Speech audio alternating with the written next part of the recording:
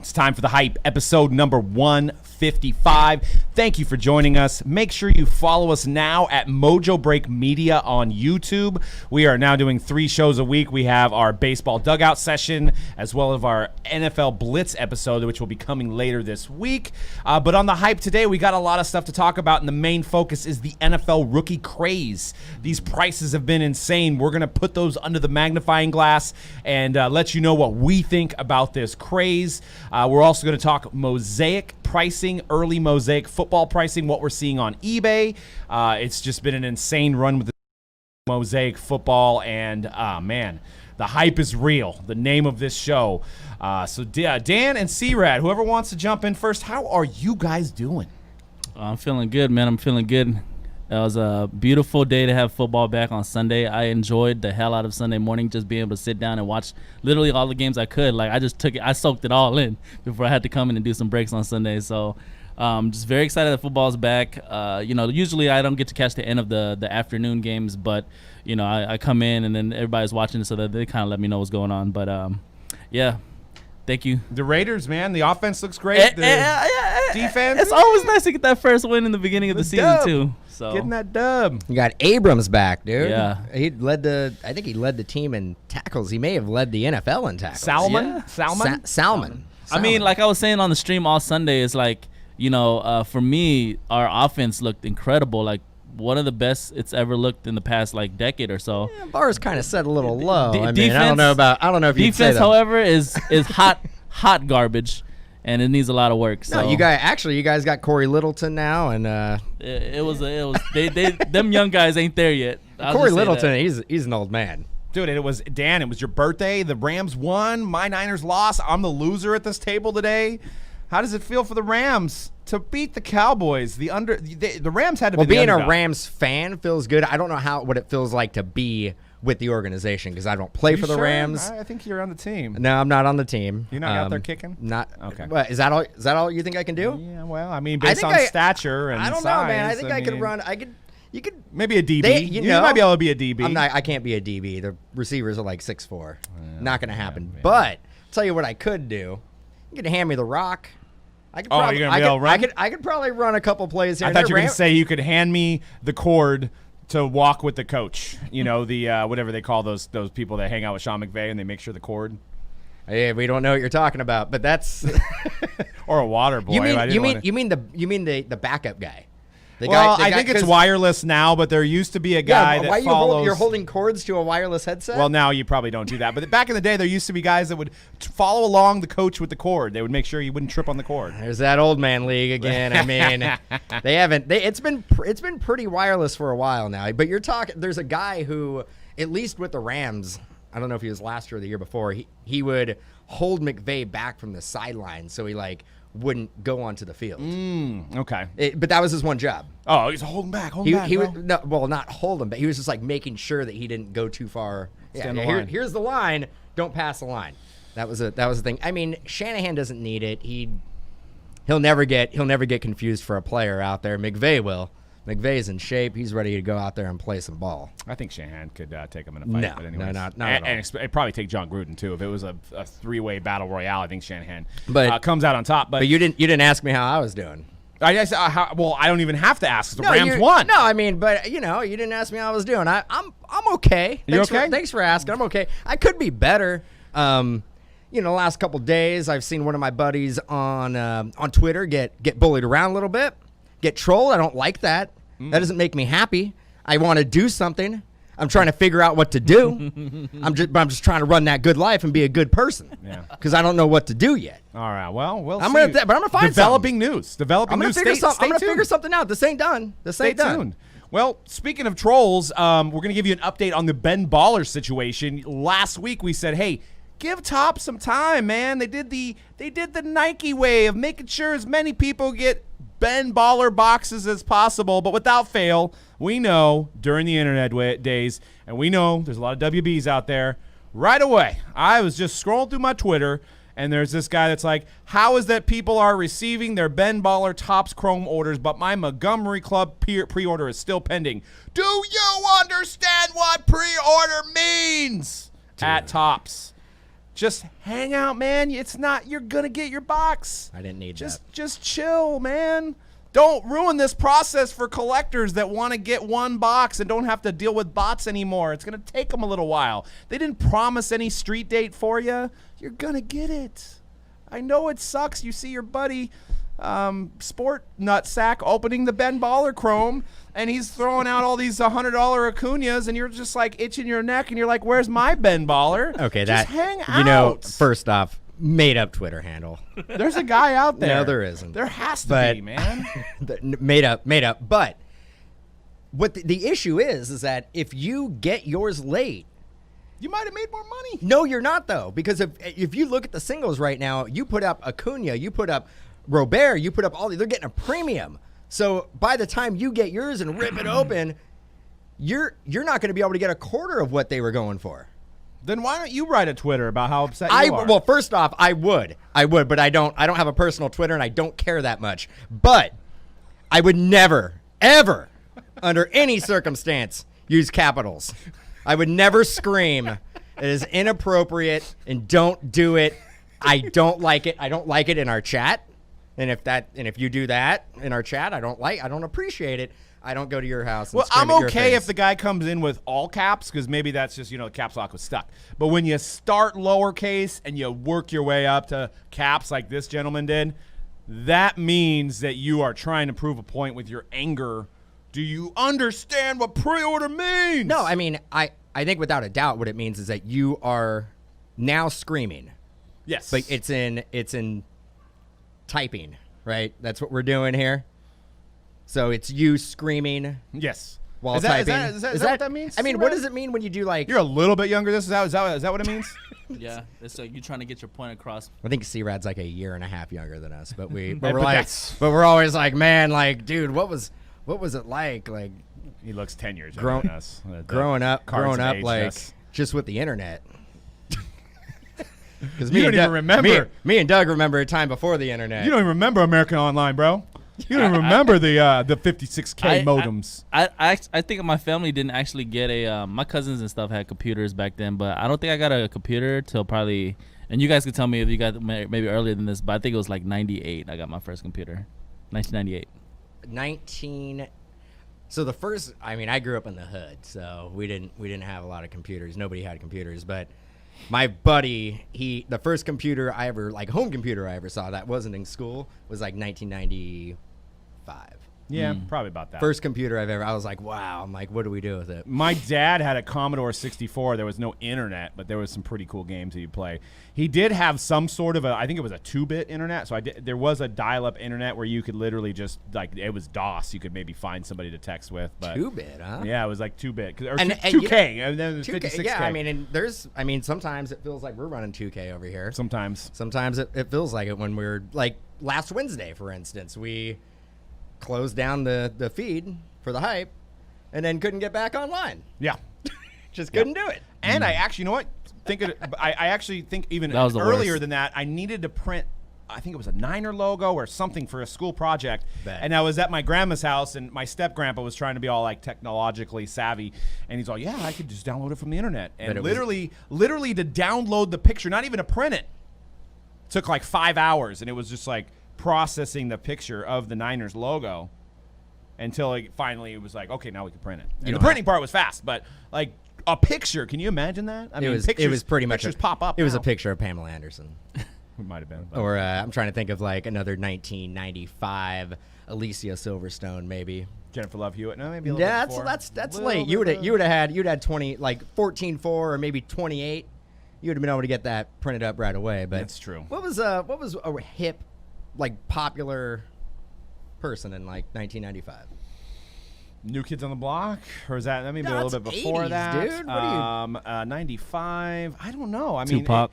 Yeah, probably Pac. I mean, Britney was what, like 98, 99. Justin Timberlake, all the boy Yeah, bands. all That was late. Right That was away. late 90s. Yeah. What was a big deal in 95? Let's like just who was a big deal in 95? Deion Sanders on the Niners, so 94. 1995 hit Space Jam? singles. Maybe hey, we're going off the cuff here. Coolio, Gangsta's Paradise was number one. TLC, Smash Mouth? maybe Smash Mouth.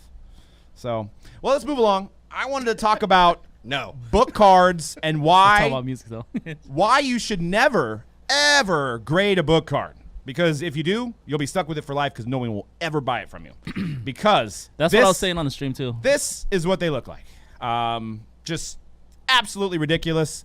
You can see here with this Lamar Jackson that there's just a whole lot of real estate of plastic, and I don't even know what you call it. There's a sleeve in there. It's just overkill. I don't know if because the book's so thick, that's the only way they can do it. I actually searched PSA and I could not find one. So maybe PSA does not do this, but Beckett's happy to take your money.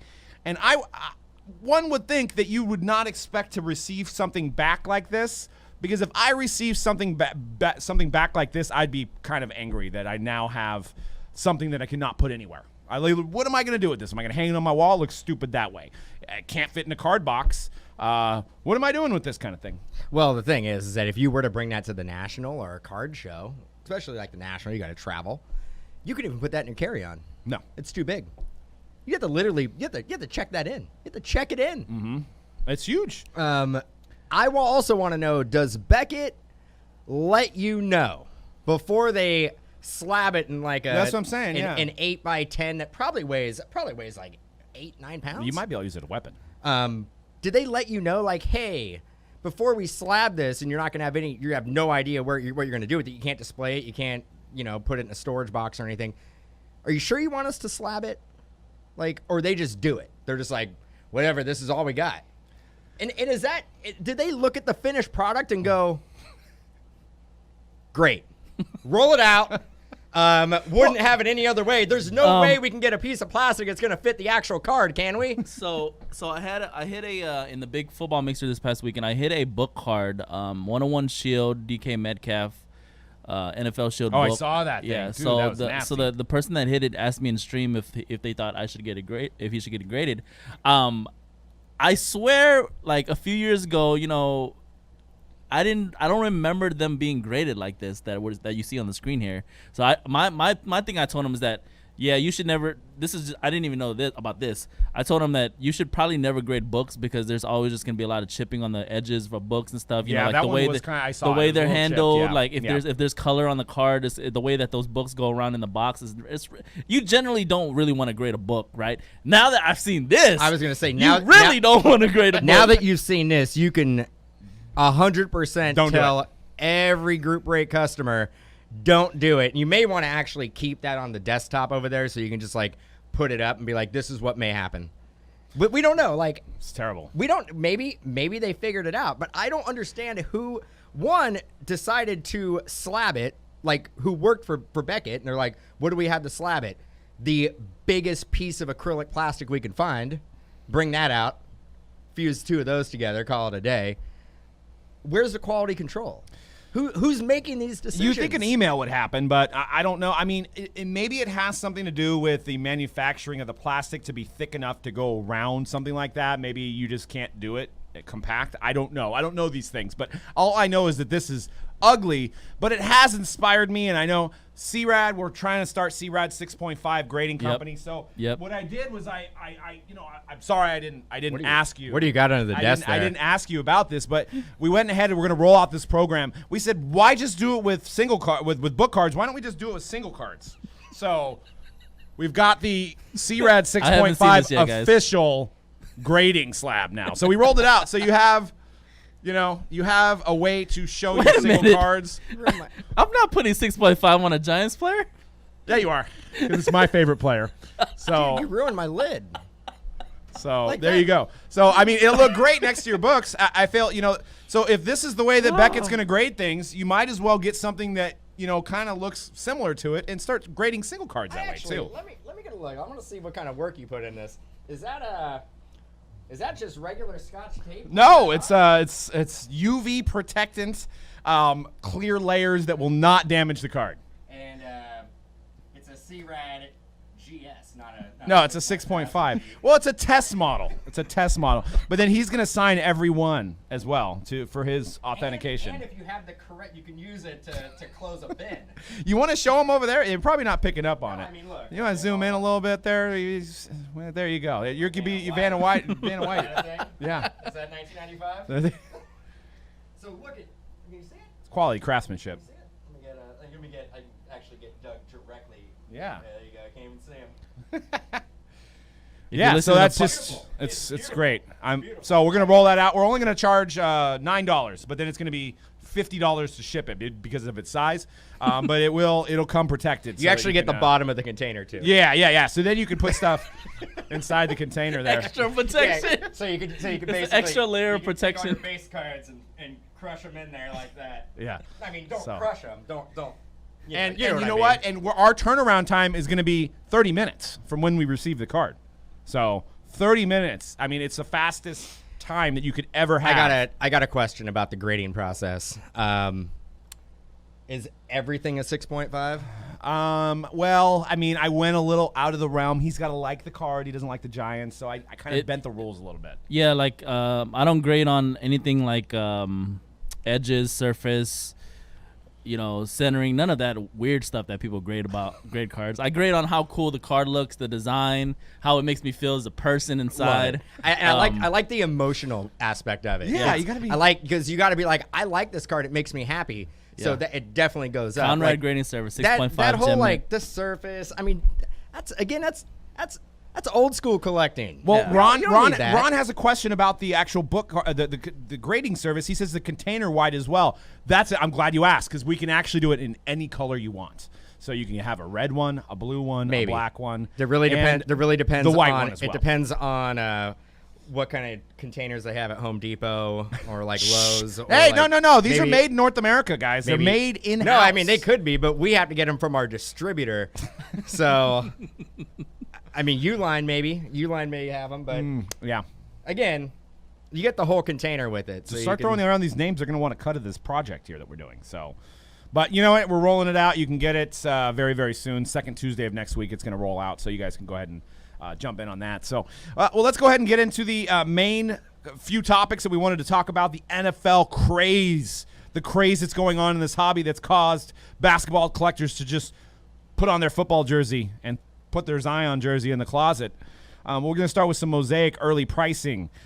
First off, there's some guys that are just absolutely insane. Drew Lock, first Mosaic, Second year? second year gold, power prism, 10 of 10 SP rare. They want the low price of 20 grand. So if you're a big Drew Lock collector, there's only 10 of them out there. I mean, 20 grand, you might be able to offer him $5 and get it. I don't know, but 20 grand, and it's his first Mosaic. So literally the whole set is the first Mosaic. I think you gotta. You got a rookie card every card then. No, but you gotta be clear with this. This is somebody asking this price. This is not what it sold for.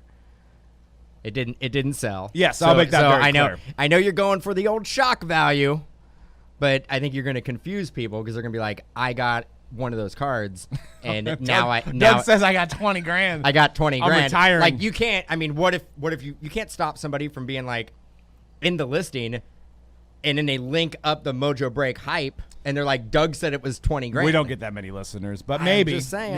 maybe. Just saying. One day we'll be as good as Run Good Life. But anyways, some of the stained glass that are out are selling pretty well. We got Tom Brady, recent one, sold for $500. And a Patrick Mahomes sold for $1,000. And these don't seem that they're that rare. So this is kind of shocking to me. These are both more than I would have thought.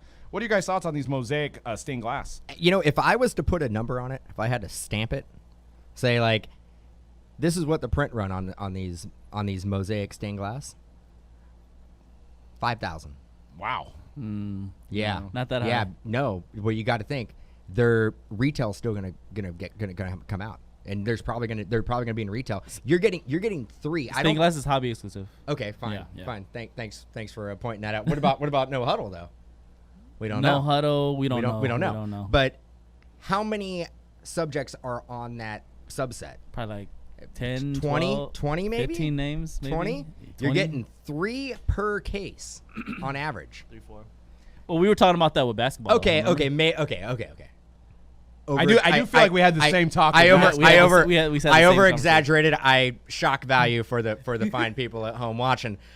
Not 5,000, but 2,500, and I don't think you can dispute that. I don't think you can. No, 20. Yeah, No, I mean, I'm gonna say 24,999. Okay.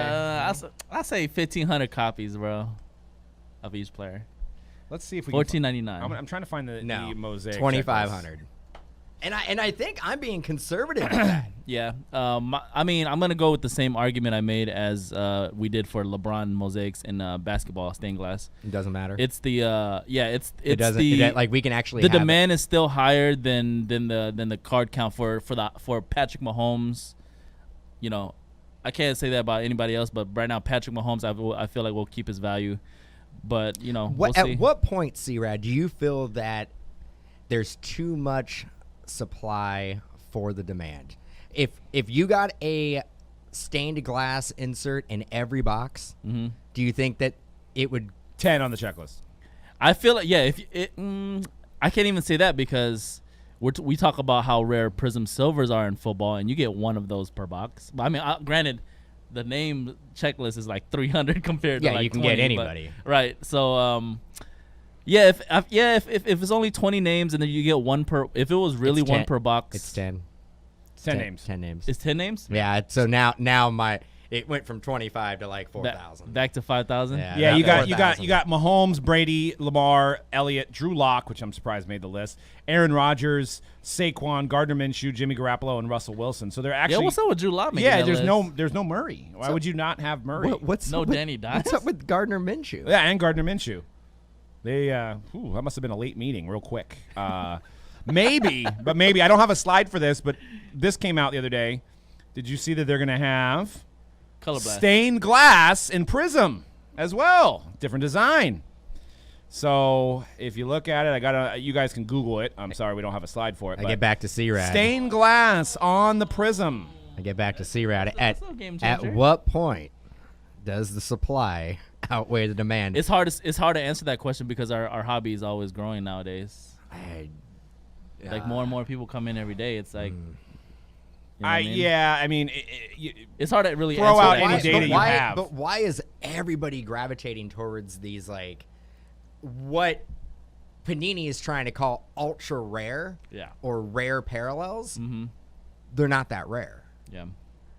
I think that, is it the design? It looks pretty cool. I mean, I know it's basically the same design, but I felt like basketball looked better for some reason. I don't know, maybe just the colors pop better. Wasn't the original one like kind of an acrylic acetate? They've had different ones over the years. They keep trying to roll it out. I'm actually surprised it's stuck. Like the acetate one, I think would be the true stained glass. Yeah. And they do have the color blast in Prism football as well, which will be very, very rare, I hope, unless they ruin that one. But but back to Mosaic, we've got some other prices. There was a one-of-one Aaron Rodgers. I can't find out what exactly it sold for, but the guy had it for $10K best offer, and it sold. So a one-of-one black Mosaic, and the guy put sick in the listing as well, which was probably the reason it sold. Let's be honest. It said somebody put sick in the title, and that's what I search. I search sick one-on-one. So it probably sold for $9,000 because of that.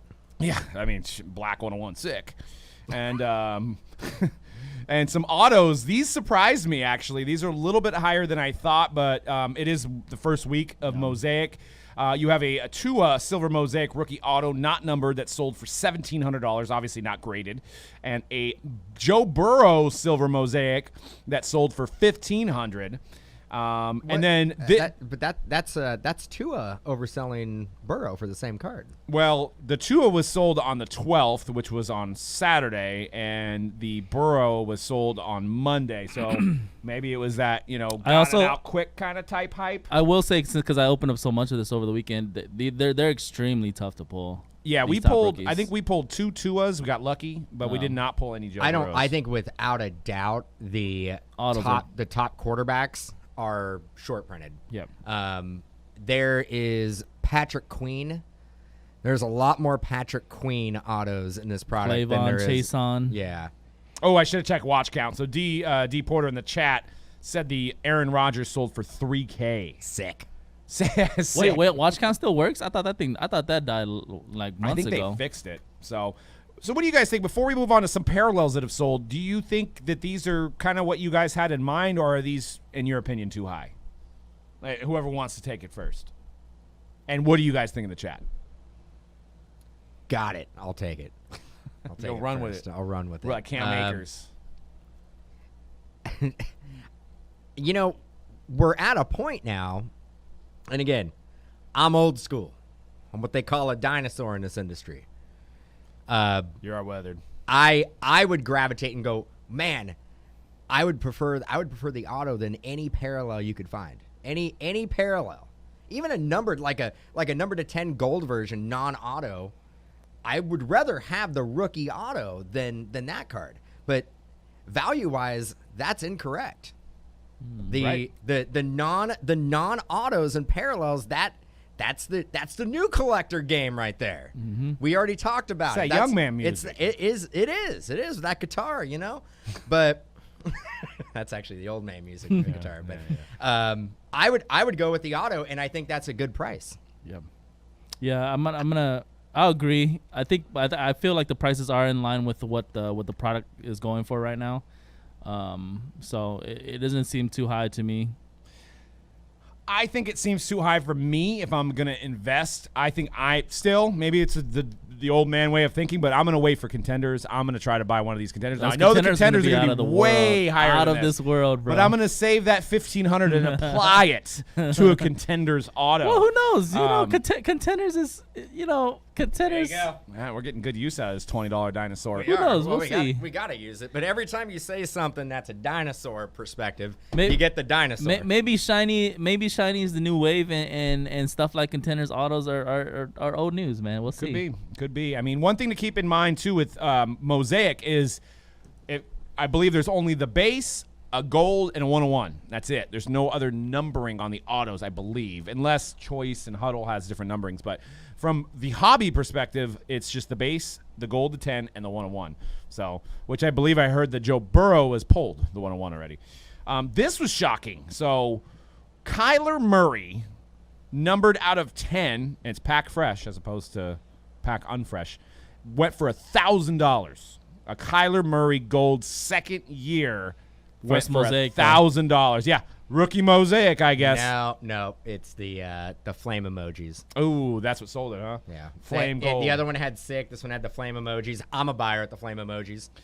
4 out of 10. I mean, there wasn't any Kyler card last year that was selling for that price that wasn't autographed. No, sir. And then you have a silver Joe Burrow SSP rare. The guy put on the title, $970. So this really is what, speaking to this whole craze right now, is this Joe Burrow's card. $970. There is 5 silvers in a hobby box. Obviously, the checklist is pretty big, but once again, we don't know how many there are made of this. I'm assuming the silvers are not going to only be in hobby. Those are going to be in the no huddle. Are they in the choice? Well, the silvers, yes. You get one silver a box, and you don't know who it's going to be. Well, my point exactly with the previous slide, for $1,400, I can get a Joe Burrow auto. Doug, myself, C-Rad, we've opened up a lot of Mosaic since it came out. I have not pulled a Joe Burrow auto. You have not pulled a Joe Burrow auto. Have you pulled a Joe Burrow? No. I have personally pulled multiple Joe Burrow silvers already. Yes, me too. And you probably guys have? Yeah. No, you haven't? I pulled maybe 2. Okay. Well, but we haven't pulled any autographs. Yeah. But we've pulled, let's say we've pulled about 8 to 10 Joe Burrow regular silvers. Obviously, not as short printed as the auto. Why would you not want the auto for $1,400 when you're getting or $900, $1,000? That's a very good point. $1,000 for the autograph, which I can tell you right now, there is less autos than Joe Burrow silvers. But so what's going down? This new wave of collectors does not want ink on their card anymore. That's the thing. That's what I can kind of extrapolate for this whole situation is that these folks, these new collectors that have came over from basketball, they're so used to getting the team all and all this stuff that doesn't have any autographs that they don't want to buy the autograph. No. Nobody knows about Team All. Everybody knows about Team All, Nobody. bro. There's no collect. No, they know about that. The blasters and stuff like that. I don't know if the general collectors even know about the Asia releases until a group breaker here in the States starts breaking it. No, I think it's actually a lot more popular than you think. I've talked to multiple people that they have people, maybe it's just around here, but around here people know about it because they can have people buy it for them or they go over there and buy it. I would say generally a lot of people who are introduced in the hobby that are introduced to the T-malls and the maybe Asia the T-mall was a bad example. Are introduced through domestic breaks. Okay, the T-Mall was a bad example, but I think the basketball model was a good example of Panini trying to make as many cards as they can in a year without using autographs. I think we've been saying that before. We've been saying that. So that's actually changed the culture. Yeah, this is the beginning of the end, if that is the case. If the autographs, the sticker autos, the autos that sell for $2-3 that everybody sits there and complains about, that is the only thing that is holding us back from just mass production. Everybody gets a Joe Burrow silver if we do not have those guaranteed autos and relics in a box. I've been saying it for I'm years. surprised they could have rolled out Mosaic with one auto a box. They could have doubled their print run. But I'm going to tell you right now, once you start seeing major releases like the Prisms and the Optics, and they start changing the pack configuration and the odds to be no autos, they are making more of that product at that point. Yes. And if they're making more of that product, the supply and demand will catch up with itself. One thing you notice with Mosaic, and I want to hear C-Rad's perspective on this after, is you can kind of see that there's little to no rookie content in Mosaic this year because they know they have to stretch that content out. I know we're in a pandemic and we didn't have a rookie premiere, so that might add to it as well. Mm-hmm. But you're seeing a lot of like lineman autos, retired guys that probably didn't cost a lot to sign, that were ready, willing, and able to probably return their autographs in fast. And you're seeing, normally in a product this early, in a 12-box case, so there would be 24 autos. I would say 3 years ago, 23 out of the 24 autos would be rookies. Yep. At this point, we're at like 5 to 10 a case are rookies, and the rest are vets, retired linemen like Javon Curse. There was Willie Rofe. There was, these guys are collectible in a certain aspect, but it just tells me that Panini's preparing to make so much more product. And I don't know if the supply will outweigh the demand. I don't know. But you can kind of see that with the holding back of some of the rookie content. What's your thoughts on that, C-Rad? Yeah, definitely notice it on this particular product. Exactly what you're saying. We'll see. We'll see what hopefully whenever we get out of this pandemic and things get back to a little bit more normal and we have a regular, rookie premiere event next year, hopefully, maybe 2 years from now, but right now they are seem like they're stretching these rookie autos as far as they can, for sure. Yeah. I'd like to jump in and talk about the rookie premiere and the rookie photo shoot real quick. I'm scared that is going to be a thing of the past. Panini has to flip a pretty substantial bill to put that on. If you can basically put out the same, if not more content without having to flip that bill for the rookie photo shoot, then why would you? Why wouldn't you cut that? That'd be the first cost. If I was in the boardroom for Panini, that'd be the first cost I would cut. Yeah, I definitely see your point. My thing is that I don't know if I'm the only one that feels like this, but obviously with no rookie premiere event, they weren't able to take photos of these rookies in their NFL uniforms. So most of the stuff, even up to Mosaic, those photos are photoshopped. So it's like very obvious that it's like it almost looks like I'm looking at a Madden 2021 card. But this is tricky because you have been at a rookie photo shoot. Yeah. You have seen how they go about taking the photos, and when you open up the product, you remember specifically where those photos came from and the setting, right? What most collectors have no idea what the difference is. Like, they don't know that this is a photoshopped college photo that basically has them in their, nobody. I mean, the average collector is not going to know the difference. Actually, Man, I would sticks say out like a sore thumb. to I me would this actually year, bro. say the average person who's even in the industry, could be a breaker or an online retailer, wouldn't know the difference. Man, it sticks out real bad to me. You're probably right, but for me, like, I'm seeing these pictures, I'm like, man, it Well- looked like some Madden graphics to me. In Well, here. one thing that you guys we don't really know is how much time each card takes for them to Photoshop, because they're paying that person probably hourly, where maybe that cost gets pretty close to the rookie premier cost, because you have to do at least 100 players for every set. Now, I don't know if they had a team out there over the weekend snapping photos, to use those in upcoming. I don't know if they're allowed to do that. I'm sure there is some photographers out there, but I gotta think that's a pretty tedious process to do that, where they could just grab a photo of Joe Burrow throwing the ball at the rookie premiere instead of having to take his LSU photo and turn that into a Browns uniform or a Bengals uniform. But for this year, what if you just have to do one Photoshop job for every card? And what you do is that you just zoom in and zoom out to make it look like a different You could, yeah. photo. They Yeah. do it all the time in baseball. Yep. So again, yeah, how many releases are there going to be in the football category? If they only have to do one player one time, then I think they're still saving money. I Right. mean, you're pretty good at Photoshop. I think you'd No, be able I'm to not- handle I'm the not task. that good at all. Look at this. I mean, again, getting back to this, I mean, you got a real serious graphic design skill. Yeah, I here. mean, I took a lot of time on that. I really did. I mean, it took majority of my morning to get that one ready. But well, I wanted to hit on some of the prices of the guys that aren't necessarily in this year's product. I want to go over some of the big name quarterbacks and their rookie card prices. And the data is shocking. It goes along with the whole thing that's going on. So if you look at a Cam Newton, recent sale of a Cam Newton 2011 Topps Chrome, BGS 9.5, $224 sold on Sunday, maybe around game time. I don't know. If you go back to March 17th, you could buy as many as you want at $40. So that's in March. Granted, he was not on the Patriots, I don't think, at that time.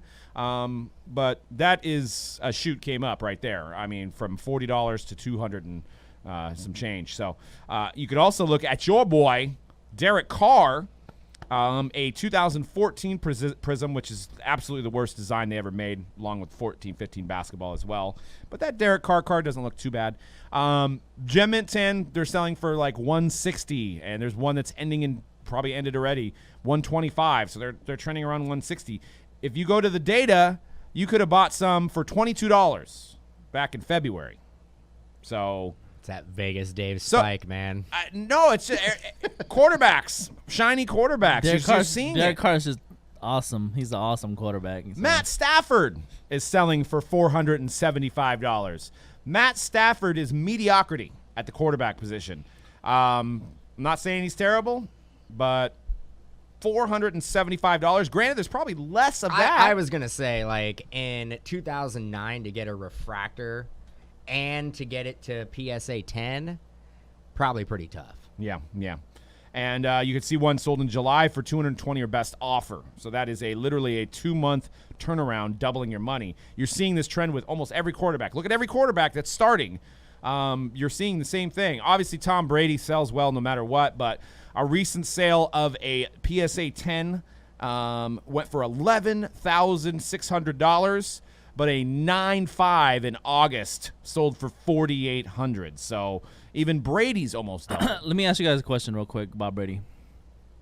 Has he cemented his legacy enough? And I know this is a silly question, but no matter what he does this year with the Buccaneers, say he has he started off really bad the other day, right, for his debut game as a Buccaneer. Say the trend continues, Father Time is obviously catching up to him. He has more interceptions than touchdowns this season. Just they have a losing record. Does that do anything to his card market and the legacy that he's already built? He's the best at his position. So card wise, if you want to look at the value, the best at their position, you have Tom Brady, who outsells everybody. Clyde-Edwards Hilaire. who outsells every other running back. Yeah. No, and I'm serious. Like I wish I was joking. I know. But I'm not joking. And I want everybody to understand and think about that and put it in perspective real quick. Yeah. Like the best-selling running back right now in the hobby is Clyde-Edwards-Helaire. How many games has he played, Doug? Oh, one. But getting Did I get back, it right? getting back to your point, I don't think there's Tom Brady could finish out his career with 6 Super Bowls is all you got to no, say. but I mean, he basically can finish out his Buccaneers career 8-8 every year, not make the playoffs, have more interceptions than touchdowns, and he still is Tom Brady, and his cards will always sell for, a ridiculous amount. I agree. That's what I thought. That's my thinking as well. And we actually went a little bit more in depth with Clyde-Edwards-Helaire on the NFL Blitz show, so check back on Mojobreak Media for that, as well as our picks that we make every week as well. But yeah, I mean, it's something to pay attention to. Like I said, you'll see on the other show, is I would not get too wrapped up in some of these non-numbered cards because you just don't know what's going to happen. If you're buying a numbered card, you're buying an autograph card, you know that there's a certain amount produced. When you're buying a card like a stained glass or something like that, especially stained glass not being rookies. I mean, I know Patrick Mahomes is on the path to be the next Tom Brady, but I mean, it's a stained glass card. I mean, there's no rookie card logo on it. So I just wouldn't get wrapped up in this at the prices they're at. If you really, really want one of these cards, I would let it ride out until the end of the year. You got to have a little bit of patience, like the Guns N' Roses song, and just hang out. And you could probably get one of these cards for a quarter of the price. I think the fire is hot right now. I think the hype is hot, and sometimes you're going to pay these hype prices. So I 100% on some of this Mosaic stuff. If you can get a premium, I would flip it and sell it right now and, wait and buy it months later after Prism and Contenders, and we're in the mid-season of the NFL or even late into the season. So don't know when this bubble's going to burst, but we're seeing group break spots of Joe Burrow sell for $10,000 in a Mosaic case, which I doubt got paid, but we're seeing couldn't. There's no way. There's no way because buy a case for that because I price. actually looked after that in the Bengals spot in a 6-box break on eBay, same day, sold for $1,000. So, how could a full case break, just Joe Burrow, sell for $10,000? Exactly. And that also, you need to take a step back and go, what you see on eBay is not legit. Yes. I do want. I want to talk about. I did want to talk about this one of these episodes because things sell on eBay and things don't get paid for all the time. So you can't really trust it. All the time. All the time. All the time. I would, All the time. if you're trying what do you think percentage-wise? Ooh, Let's throw this out there. What do you think percentage-wise completed auctions? What is the percentage that you sports cards? Not everything. I want to say it depends on the threshold of the value of the card after a certain amount. $1 to $10 million. The whole thing. Everything. I think cards that under take that in consideration as well, because if it's a $2 card, it probably is like a 99.5% exactly chance it gets. So I would say cards that are over $1,000. Let's say that. I think the majority of the time that they don't get paid after an auction. Shoo, man, what number I'm going to throw out there? 65, 70%. I think that's fair. I think I would actually say, and I'm taking in account of every auction, every price, I think it's about 8% that don't get paid. About 8%. About Okay. 8%. Overall. Oh, for the whole thing. Okay. And that's something to keep in mind. Obviously, if it's a lower numbered card, you can't get that many comps. But if you're dealing with a silver, I wouldn't go off of one comp. There's people on Facebook like, last comp is $1,100. One sold $1,100 and then 3 other ones sold at $600. So I would do more research to make sure that there just wasn't one that sold at that and you're getting taken, basically. So, but we have mentioned it in shows before. I would love, and maybe we can all try to collectively get eBay on board, and let's make like some kind of check mark that this thing got paid. That would solve it all. That would solve every question that we have. I got you. I live right down the street from. I'll go knock on their door. No, I'm gonna knock on their door and talk to Mr. eBay. and be like, hey, eBay. I mean, that would be in their best interest too. There's no skin off their back, because if somebody sees a card got paid for like at $6K and then the next one goes for $6K, they can be like, well, the other one got paid for $6K. Sometimes people are like, I got shilled, I'm not paying, I'm out, blah, you know. Exactly. I always felt that they could easily put this system in place if the card was paid for and shipped, because that's another thing.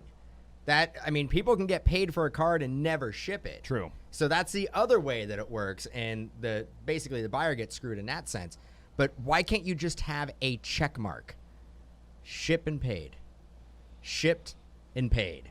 Or it'd be shipment pending or no, stuff, no. Like if it gets paid and shipped, it gets a check mark when you look at the completed listing. It has like, green for its selling, and then right below, paid and shipped. And it should be able to be done automatically, right? Where there's not somebody that has to work at eBay. So then if it doesn't get shipped, it doesn't get the check mark, and you're like, well, like what happened here? Like maybe I shouldn't take that $10,000. Maybe I shouldn't take that from my data now, because like it was paid for, but obviously there was an issue with the transaction, and it would help with when I want to buy from that buyer, I can look and go, man, you've had a lot of transactions where like it was paid, but it was never shipped. Like you want to tell me, are you like not printing your label from PayPal or eBay? Are you like doing it yourself? Like I have some questions. Right.